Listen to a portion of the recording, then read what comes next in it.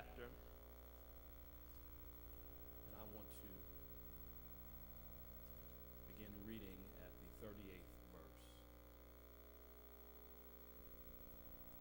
Luke chapter 10.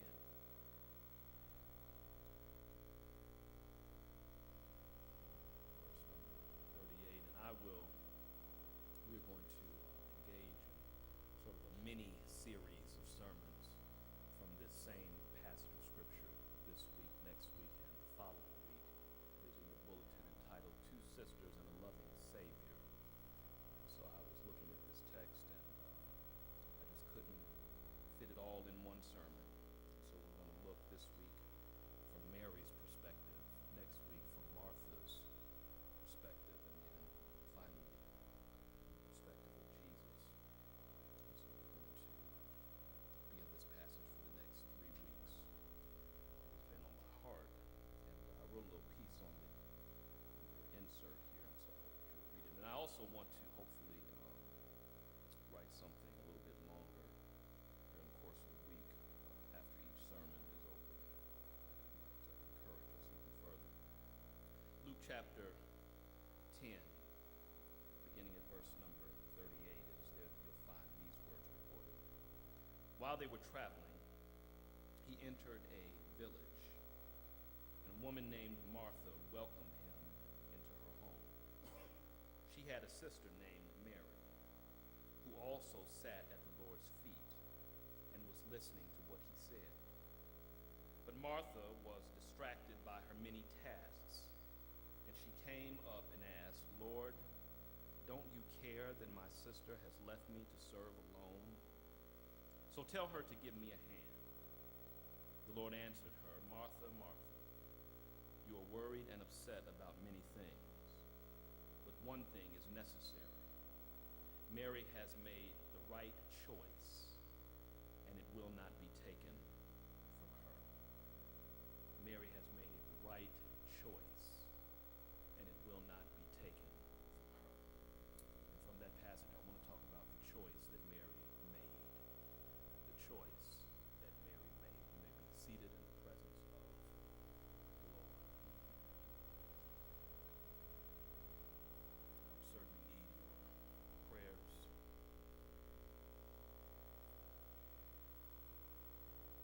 This morning, I'm still without a watch. My battery is being, well, actually I haven't gotten it. So we're just going to work through this. I can't even tell you it won't take me long because I don't know what long is. It's kind of like God. With God, there is no time.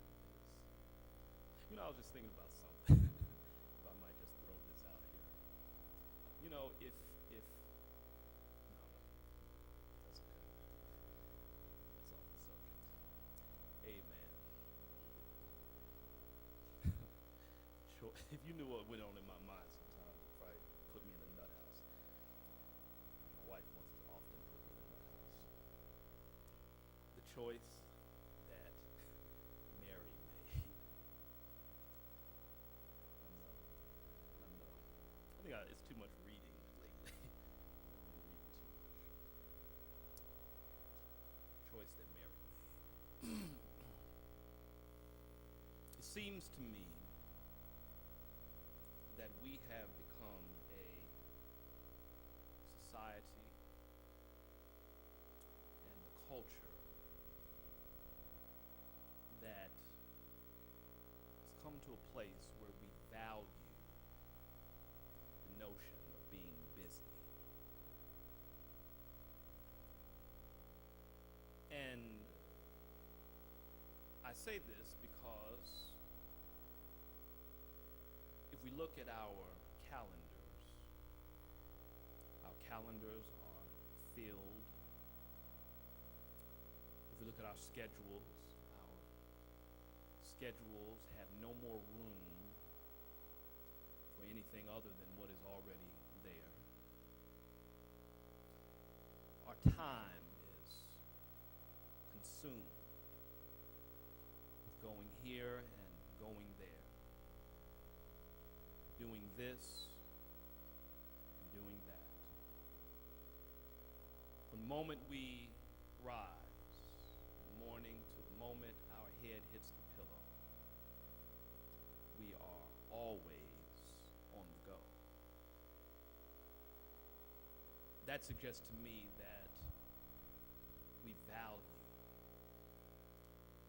being busy. Sometimes when you meet a friend that you haven't seen in a while, the first thing they ask is, what are you doing? What kind of things are going on in your life? What are you doing? What are you up to?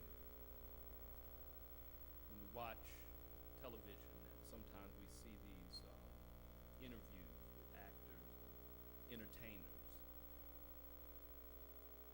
the person interviewing always wants to know, what do you have going on next? What can we be expecting? And they always have a whole bunch of things going on. Producing a new movie, writing a song, acting, doing this, doing that. Everybody just wants to be busy. Sometimes it may be that in our culture there is some type of status that is connected with being busy. I know we value it because every now and then we complain of how tired we are, and yet we won't slow down. Our health begins to suffer, and yet we won't let up. Our relationships, our family relationships begin to erode, but that does not stop us. And even worse than all of that, our spiritual lives, for those of us who are Christians, our spiritual lives began to decline, disintegrate. All because we are too busy, got too much going on. So that when we get up in the morning, we don't really have time to spend with the Lord. And to be sure, all of our busyness is not just as a result of pursuing what we might call worldly pursuits, even though that is a great part of it. We have we have been infected with the idea of pursuing and achieving and maintaining the American dream and all that it has to offer. All of life's amenities. We see it and we want it. We've got to have it, and so we put all of our time and our effort and our money, our resources into getting it. And all it does is just makes us a people collectively that are always busy. But it's not just worldly things. Even in the church, even those things that we might consider to be noble, even those things that we think that would be pleasing to the Lord, sometimes we let those kind of things begin to crowd up all of our time. And so we must ask the question, what good is it to have so much going on that we're doing for the Lord, and yet we are not spending any quality time with the Lord? And so I think it boils down to the fact that we value being busy. And perhaps we value what being busy gets us and how it makes us appear to other folk. You know, you get on a plane and everybody's checking their phone, checking their email, checking their schedule. There's some status that comes with just being busy. And so, as a result of that, again, our spiritual lives, for those of us who are Christians, for those who care about those matters, begin begins to suffer, begins to take a toll on us. And we find ourselves in these dry seasons. And sometimes we find ourselves in these dry seasons and don't even know what's going on. We know something's wrong. We know it's dry, but we don't know why. We have not put our finger on it. It's like going around without drinking any water. And I've been reading, and they say sometimes you could have hunger pains, and it's not because you're hungry, but because you're dehydrated. And sometimes you've got these problems, your skin ain't right, and your hair is acting funny, and you got hunger pains, and you're thinking it's one thing, but the problem is you are dehydrated and don't even know it. Don't even realize it. And I think that's what goes on sometimes in our spiritual lives. We are spiritually dehydrated because we're running around using up all of our time and our energy and our efforts doing everything else but spending time with the Lord. Everything but engaging in meaningful time with God. It's because we value busyness over our devotion with the Lord. And so it is important, I think, that we begin to consider what the Scripture has to say on these matters. And I think a good place to start is examining this choice that Mary made. You know the story. You've read it before, I'm sure. Jesus and his disciples are making their way all throughout Palestine, going back and forth from Galilee down to Jerusalem, and moving through Samaria and various places.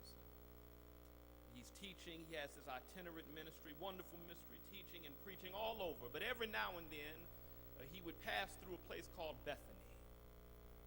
That is where Martha had her home. Her sister Mary, we believe, lived there, and her brother Lazarus. You know Lazarus from John chapter 11, who had died, and Jesus came and rose him from the dead. We know from that story that Jesus had a good relationship with Mary and Martha and Lazarus, because there they talk about the one that you love has died. And so he would make his way to their home often, it seems.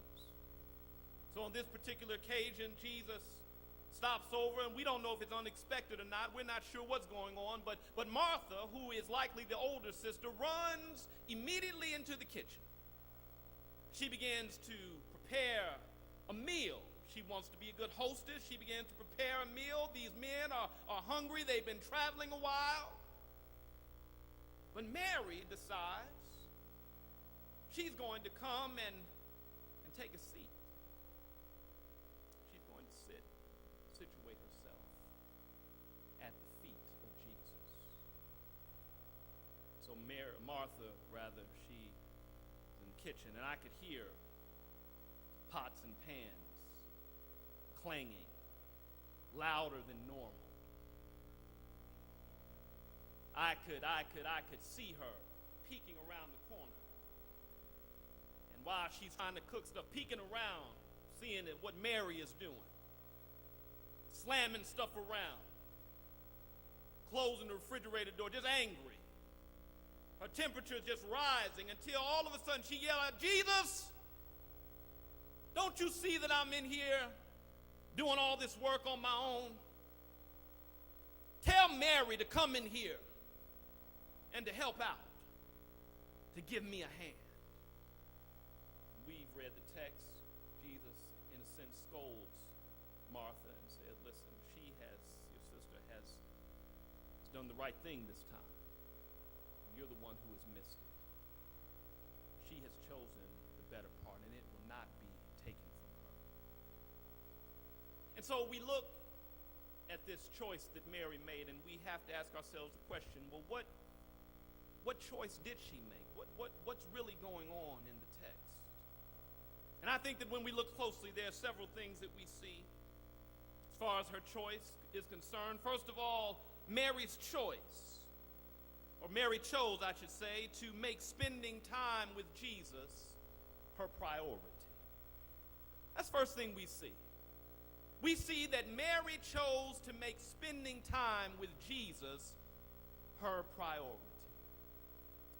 Surely she could have gone in the kitchen and she could have helped Martha cook and serve, but she chose to make spending time with Jesus, sitting at the feet of Jesus. That, at that very moment, was her main and was her top priority.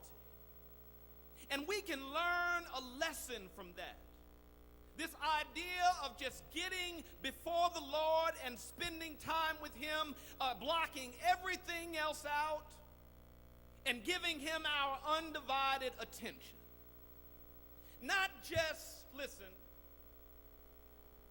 we've been reading through the Bible, and I do pray that it has been blessing you. Some of us, we use different devotionals, our daily bread and things of that nature. But this was more, I think, than just reading something and then closing it up and then going on about our business. You know how in the morning when you're rushing and you have maybe something like some Pop-Tarts or something like that, and it's quick, and so you can grab it on the go. You don't sit down and have breakfast. You don't sit down and let the food get down in you and digest. You're putting on your coat and you're starting up the car, you run out and you grab something and you go. And there are digestive issues that come when we eat that way, you know. Things don't get in like this. Things don't do what they're supposed to do when we take that approach. And the same kind of approach I think sometimes we have when it comes to our devotional life. We grab it, we read it real quick, and we're gone. But that's not what Mary did. Or sometimes we read it sort of as an intellectual endeavor. We just want to read it so that we can know the story, so that we can maybe understand some things, underline some stuff. But what about, see, here's the thing.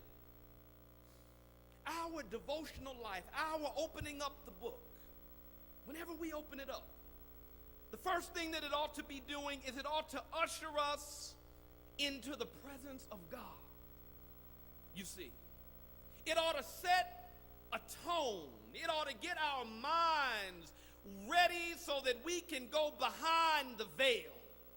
And so that we can get to where God is and get close to Him and get next to Him. And then as we are reading it, we are hearing not just words on a page, but we are hearing His voice speak to our hearts. We are getting into the presence of the Lord.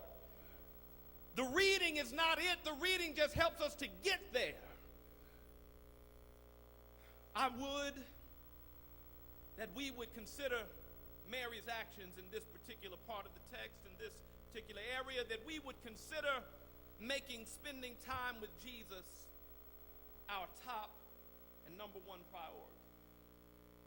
That might mean we've got to get up a little bit earlier. That might mean we won't be able to have lunch and eat the food. We're gonna get into some spiritual food. That may mean at nighttime before we go to bed, we pick up our Bibles and we take some time to just get before the Lord. It may mean doing some things different. And I think that's where we are nowadays. We are at a point where we've got to start doing some things different. You know, I've been involved with our local association, our local Baptist association, and many years. It's been years. It's been several years. And one of the reasons why I've kind of, well, that's not one of the reasons, but I'll just say this. There's some changes that need to be made, and I always tell them, listen, if we're going to really make some substantive changes, we've got to kind of stop what we're doing, and we've got to just make complete change. We can't keep doing what we're doing and expect for things to change at the same time. You have a constitution that you're trying to follow over here, and you know that it's not getting you where, but you're still following that whole thing, and then at the same time, you're hoping something changes, and nothing will change if you don't stop what you're doing. And sometimes we get to a point, and we are there now, I think, that we need to just stop what we're doing, and we need to change. We need to stop and say, Lord, I have been going a direction that I thought was right, that seemed to be right, but I think something's wrong here, and so, Lord, I'm just going to stop, and I'm going to wait until you say go again. I'm going to wait until you say something to me so that I know exactly what see, sometimes we can get off on wrong terms. You can be going in the right direction. You can be going where God had you go, but you can veer off and just get off on a wrong turn and not even really realize it sometimes. That can happen. So I think that when we hear this, we need to stop and say, Lord, let me do some things differently. Let me make getting in your presence, let me make spending time with you my number one, my top priority. This is what Mary was doing here. David understood this. He said in that 27th Psalm, one thing that I desire of the Lord, and that will I seek after, to behold the beauty of the Lord and to inquire in his temple.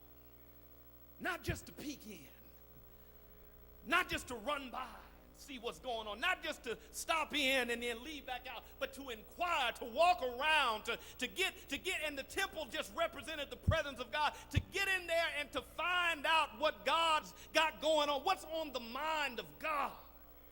That's what we need to be figuring out. God, what is on your mind? What do you want me to do? How do you want me to live?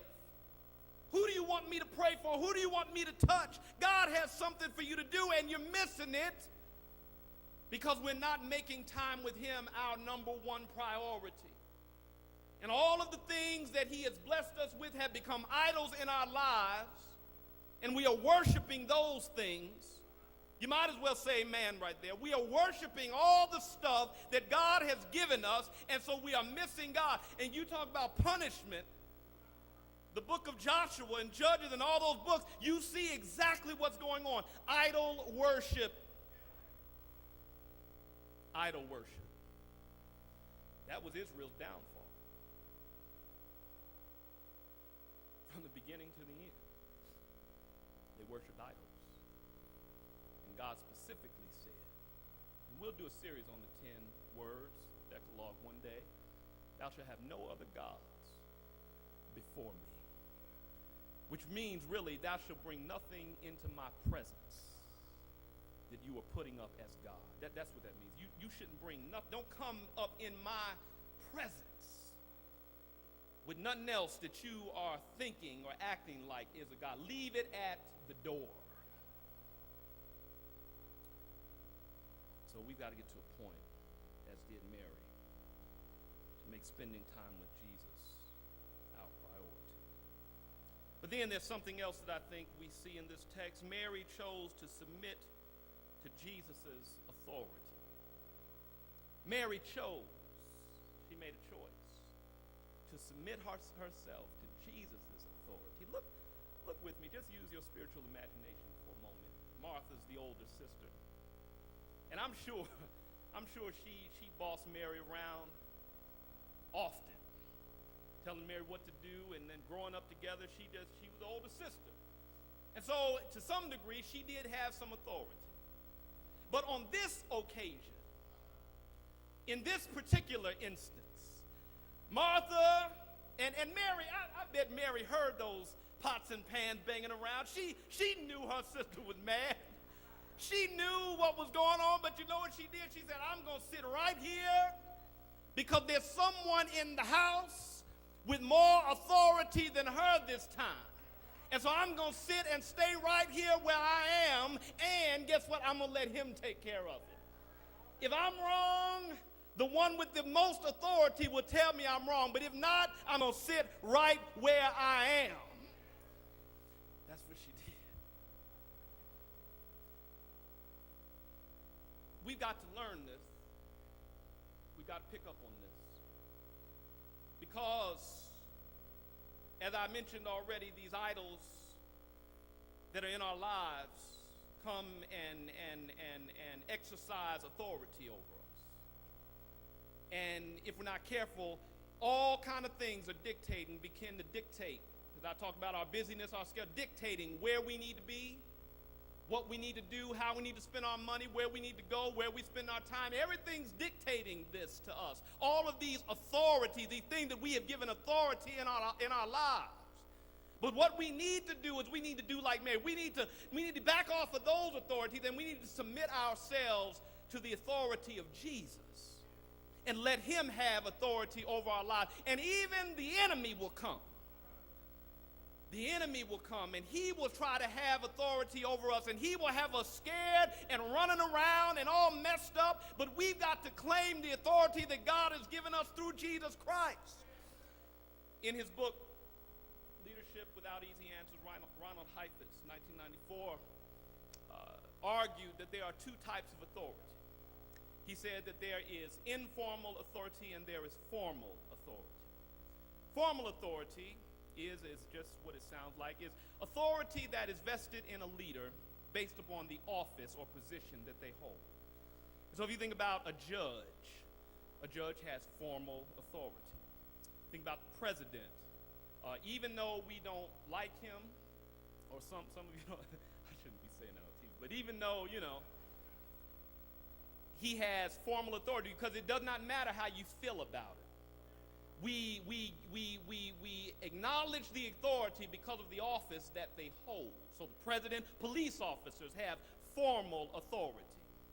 But then this informal authority comes as a result of the follower, you and I, who vest authority in people based upon things like their trustworthiness, based upon things like their authenticity, on their integrity, based upon their track record and how they engage in relationships with us. It's more of a relational kind of thing. Because we trust them, we vest authority in them. So we think about Martin Luther King, especially when he first got started. That was informal authority. Gandhi had informal authority, and there are many others who have this informal. Mother Teresa, informal authority. Well, what's interesting about Scripture and about Jesus is that Jesus has both. Jesus has not just formal, he has informal and formal authority. See, he walked around where the people were, and he, the Bible said, had compassion on them. He ate with tax collectors and sinners. He touched lepers. He opened the eyes of the blind. He got next to the people. He taught them and he cared for them. He wept for them. And so the people made him their leader, gave him this informal authority, to the degree that there were times when the Pharisees wanted to kill him, and they said, no, we can't do it because the people will rise up against us. He had gotten all this power and authority, but it was informal. Had informal authority. But that's not all the kind of authority he had. He had formal authority just as well, because he held not one office, not two offices, but the Bible said he held three offices. He was a prophet, priest, and a king. And the Bible said that when he died and rose again, he said, all authority has been given unto me both in heaven and in the earth and under the earth. He said, I've got the keys to the kingdom. And so he had formal and informal authority, and little old Mary recognized it. And she said, you know what, Martha, I don't know what you got going on in that kitchen, but I'm going to sit down here with Jesus, and I'm going to get what he's got for me, because I'm going to do what Jesus tells me to do, because he has all authority. And that's what we've got to get to start realizing. We've got to realize that he has all of the authority, and we've got to push aside everything else that tries to take authority over our lives and dictate to us where we ought to go and what we ought to do and what we ought to spend our money on, and the time that we have, so that we won't be so busy that we are ignoring God and the things of God. She chose to submit to Jesus' authority. Then she chose to listen to Jesus attentively. She chose to make spending time with Jesus a priority. She chose to submit to Jesus' authority, but then she chose to listen to him attentively. The text says that she sat at the Lord's feet and was listening to what he said. and you can't see it in English, but in the original language, that listening is an extreme focus. You see, sometimes we could be doing more than one thing at a time. We can be listening to somebody talk to us, and we could be doodling. We could be listening to somebody talk to us, and we could be texting. Somebody could be having a lot to say to us, and we could be staring at the computer and We could be trying to multitask. But that's not what Mary was doing. There was nothing else going on except for Jesus as far as Mary. There was nobody else in the room except for Jesus as far as Mary was concerned. She was honed in on. I imagine if she were deaf, if she were deaf, she could look at his lips and look at him so closely that she could understand exactly what he's saying. That's how focused in she was in what Jesus was saying. She was listening attentively. Now, there's something to be said about this idea of listening to the Lord. We understand prayer. We understand prayer. We come and we begin to lay out our petition before God. We begin to tell him what's on our hearts and what's on our minds. We begin to ask things and just, we understand the idea of talking to God. We understand prayer. And we are to do all those things. The Bible said, ask and it shall be given, seek and ye shall find, knock and the door shall be open. We are called to come to cast all of our burdens on the Lord, cares on him because he cares for us. We are called to pray. We understand that. But sometimes it's important, saints, that we shut up. That we get before the Lord and stop talking. That we get before God and just start listening. Get quiet. Maybe even say, Lord, you go first. Maybe even say, Lord, I got some, but I just want to hear from you. It's one of the reasons when we come here at 9:30 in the morning, we don't just start off going right before, we don't just start knocking on the door. We sit there and wait a little while. Let him get ready for it. And he might have something to say to us. You see, sometimes, I don't know, have you ever raised your hand in class and the teacher say, wait a minute, I'm probably going to answer that question in a minute. But we raise our hand and they say, hold on, I'm going to get to that. I'm going to get to that in a moment. And God he already knows what. See, he's the one who's setting up the meeting. And if he's the one who's setting up the meeting, then he's got the agenda. And if he's got the agenda, he knows exactly what you need already before you even ask for it. And so sometimes if we just shut up, we'll hear the answer, and then we can get up and go on about our business. But we come and we start talking and and that's not what Mary was doing. Look at the text. She did not say one word. She got down there, situated around the feet of Jesus, and she just started listening to see what truths that the Lord would have for her to digest, to hear some of the unsearchable riches of Jesus Christ, to hear heavenly things, to hear things that would build her up and edify her. And that is what we need. We need God to speak to us.